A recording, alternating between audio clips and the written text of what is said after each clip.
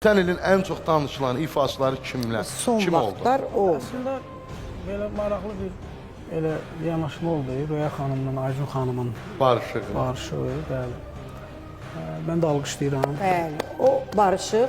Biz də alqışlayırıq. hə. Bəli, hər birimiz alqışlayırıq. Çünki iki gözəl sənətkar, iki gözəl sənətkarın bir-birinə keçəndə salam verməmək və yaxud da o səhnəni tərk eləsin, mən gəlim. Bu şeylər Azərbaycan sənətinə inanın olan ki, bir sektör. bir zərbədir.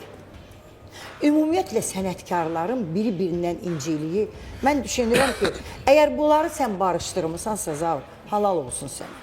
Yo, biz Çünki özü Röya xanım havalimanında görüb özləri barışıblarsa, var, bəli. Röyada elə bir Röya şey var ki, Röya Ayxan özü addım atıb. Görüb Aygün bax Kazımova elə onu əyləşib, deyirəm. Mənim yaxınlaşıb. xəbərim yoxdur Bəli. kimdir.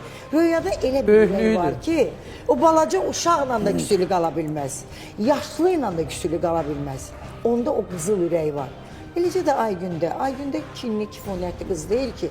Bunların hər birisi xalqın sevimlisi, xalqın istəyin qazanmış Və sənətkarlar. bir də onu söyləyim, Röya Ayxanın bir barışığı da gündəm olmuşdu, bilməm xatırlayırsınızsa. 8 martda idi Balkano.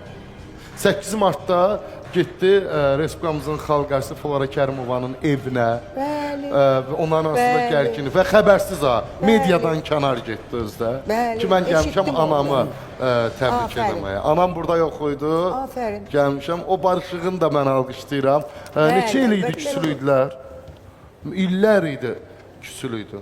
Sonra Elnur Məmmədovla barışığı. Nə yaxşı. Bəli, 10 neçə ildən çoxdur da. Mənim fikrimdə var idi, Elnur'u görə bilmirdim. Dedim, səni öldürərəm. Böyük sənətkardır. 20 ilə yaxın Sizin idi ki, ixtiyarınız küsülüydülər. yoxdur danışmamağa. Nə yaxşı, məndən qabaq barışıblar. Aynen. O addımı mən atmaq istəyirdim, Elnur'a da demişdim ki, Aynen sizi gözəl, barışdıracağım. Nə yaxşı ki, artıq sən o xəbəri verdin.